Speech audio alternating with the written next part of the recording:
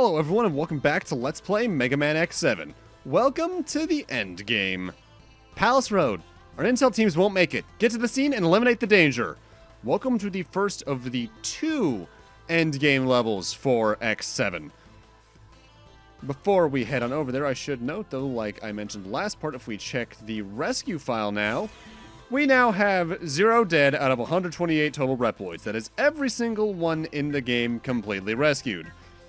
Again, though, your characters aren't fully maxed out. You can only fully max out all their upgrade trips across 2 or 3 total new game pluses. It's honestly kind of gross. Welcome to the Palace Road, though. So how do y'all like auto-scrollers? This is an 8-minute, maybe 6-minute long total auto-scroller that, yeah, I'm just not fond of. We got a mole borer constantly chasing us, with the only enemies being those enemies from X1 and the weird red ones from, I think, Overdrive Ostrich's stage in X2? In a way, it's kind of a nice little throwback to Armored Armadillo's stage, but it's a very boring level. They like to throw some sudden walls at you with those weird rotating things. They put some holes in the track to make you jump over, or glide over, should the case be, with either Axle or Glide Armor X. But it's, yeah, it's pretty straightforward. Occasionally, the mole borer will try to stomp its way directly through you, but as you can see, it's very easy to avoid. The mole borer itself isn't also instant kill from my memory. If you get too close to it, it just starts spinning and does major damage. Ready? And then they just throw in a perspective shift through a load time for really no reason. Now we just can move with a camera shift. Honestly, they probably could have done that with a camera move, but that would probably be too much for this game, honestly, somehow. I will say it's at least interesting to see any kind of auto-scroller in Mega Man, because these are just that rare. But it's boring. Auto-scrollers can be interesting. This game, not so much. Mind you, that about summarizes the game, doesn't it? Mind you, I think this game honestly needed another stage, or at least to split the second endgame stage into 2 different stages. Let me put it like this. The second stage we do this part, and by that I mean the part of it, because we actually split the final stage up into 2 parts for once.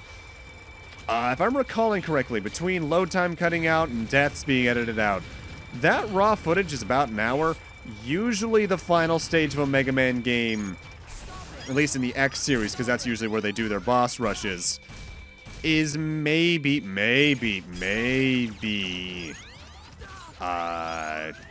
20 minutes on its own. It's, kinda ridiculous, honestly.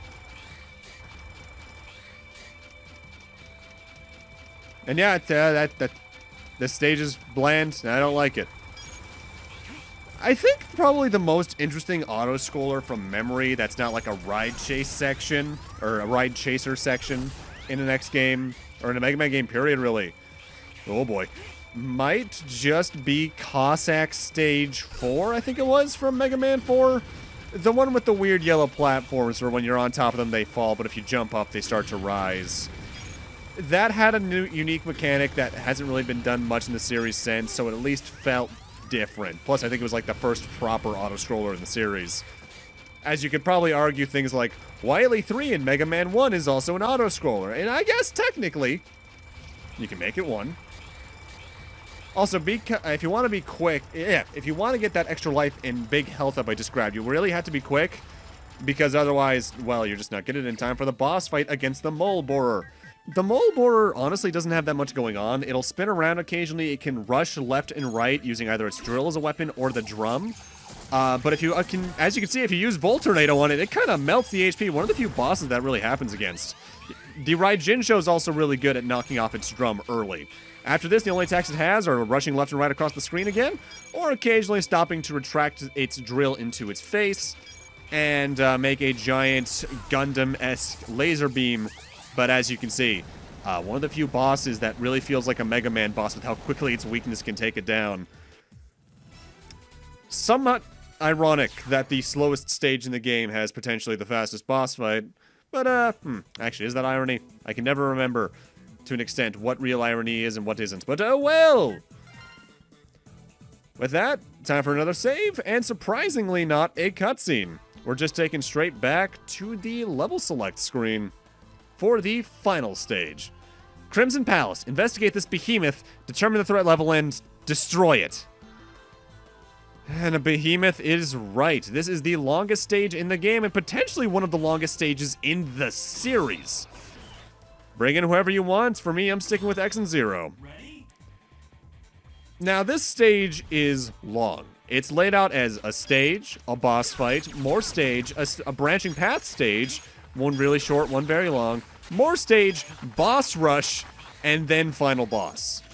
With that said, between cutscenes, load times, and very slow early level, this is a very long level to the point where this is potentially one of the first times I'm ever going to have to split a Mega Man stage into more than one video. I could have made it one video, but that video would have been damn near 40 minutes long, and I don't feel like giving X7 that kind of credit. You know what I mean? But that's it for the first part. It's just revisited source code from Soldier Stone Kong stage with these giant rocks, but these ones you can't destroy from memory. You just kind of have to deal with them.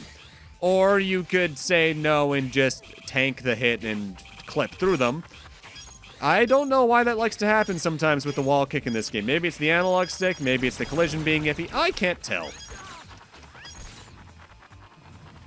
It's up to you. With that said, not for nothing. I kind of like the music here. As I've said before, at least I think I've said this, I honestly can't remember because my memory as to what I've said has been worse recently, especially over games I record over the course of maybe a week or two. The music in this game isn't bad, it's just not very memorable, but I can't tell if that's just because A, I haven't played this game as many times, or B, if I don't remember the levels, therefore I can't remember the music attached to them.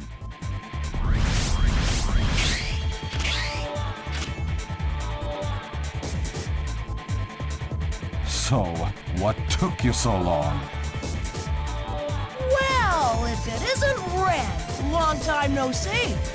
We've advanced, thanks to the professor, but we've still been reduced to this. Well, that explains it. And where is this professor now? Like always, I have no idea. Probably closer than we think. Gotcha. I'll be on my guard. Well, I know you didn't come here just to talk. Shall we get things started? Red as a boss fight is potentially the worst boss in Mega Man history, and that says a lot because that puts him up there with things like the Nightmare Mother and Gate from the last game.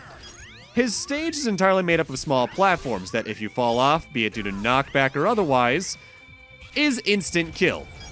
While you're on these, he teleports randomly around, and I do mean randomly. There are ones he likes to show up more on, usually the taller ones or the one in the far back, in my experience, but otherwise, he's random.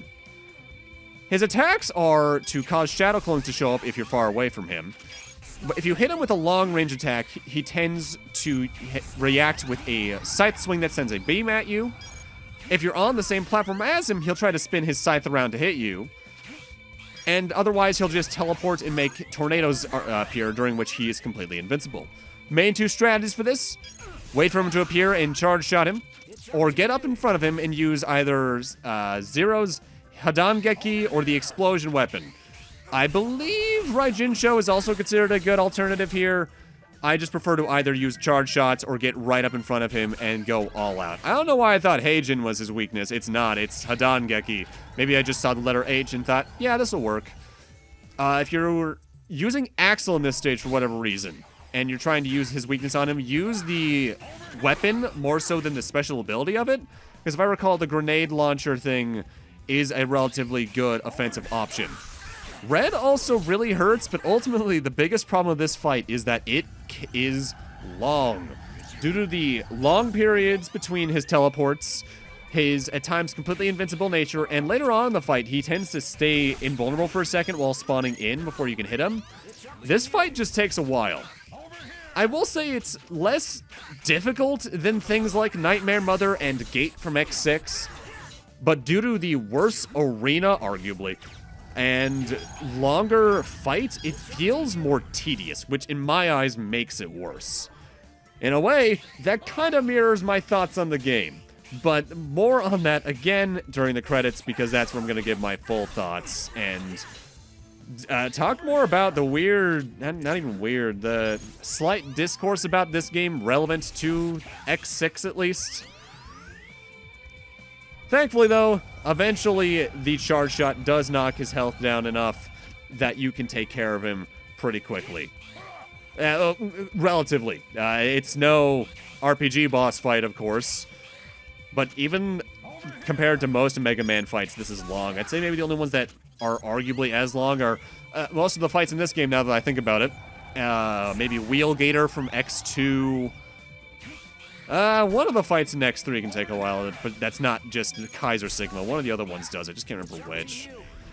The General in X4 can take a while in my experience. X5, honestly, doesn't have too many bad fights. I guess maybe the Sigma fight in that one can be kind of annoying. Honestly, I also would not recommend using your sub-tanks in this fight as well, because we're not at the boss rush yet. Yeah, there's technically a time you can replenish it, but at that point, you might as well just save it in my eyes. A death here isn't going to harm you too much, especially given how early we are in the stage. Or rather, how safe the part of the stage is before this. That said, enough time passes, and eventually you can kill him. I hate this fight with a burning passion.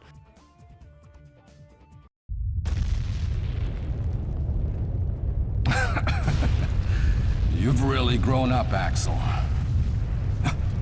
You hear that? This place is done for. I set it to self-destruct. in case of an emergency. No! Red, you're coming with us! Come on! You can still make it! Stop it. Hurry up, or we'll be buried here too. Axel, he's right. It's my time. Let me go first. You're still young. No need to rush.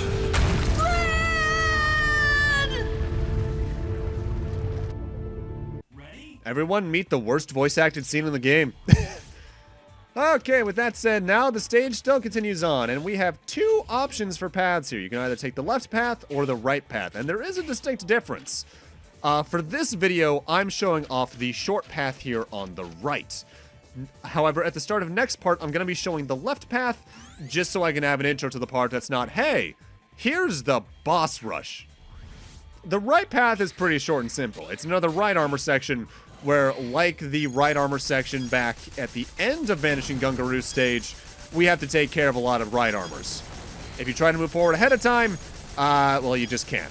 There is an enemy from Flame Heinard stage there in the distance that tries to do some damage to your right armor, but honestly, you can just hold the damn button and you'll win eventually. The other right armors can't do enough damage, / their HP gets depleted too quickly before they can cause any actual problems. I would not honestly recommend doing the left path in general. I'm only showing it off next part so I can say that this LP is more or less complete because I already got all the other things more or less. Like, what haven't I done in this game? Oh, wait, no, there is one thing I technically haven't done, and that's show off every single boss dialogue. But that requires, at minimum, playing the stages of the game twice more through New Game Plus, and yeah, no thanks. No interest. Because New Game Plus, you do start with X if you unlocked him, which you will have, because I probably should have mentioned at the start of this part. If you didn't get X by this point in the game, just via getting the Reploids, by the time you unlock Palace Road, he joins to begin with. So you always get X in this game, it's just either you get him at the end of the game, or by having to go out of your way for him. The weird thing is with that, too, if I'm recalling correctly, on the back of the game's box, I'll have to look over there and see if I can find it. I think they show X in the game's intro stage, but you can never have him there because there's no way to revisit that stage. And you always play that stage through as Axel and Zero for the tutorial. You only get X on New Game Plus for the 8 Maverick stages onwards. So I don't know what's with that. Maybe that's from an earlier build, or they wanted to semi-pull a very bad version of the Raiden reveal from Metal Gear Solid 2. I don't know. And that actually isn't too far off in terms of when this game was released from memory, so that would have been like relatively fresh in people's minds, but I severely doubt that. That's probably just them in like a debug version of the game or something.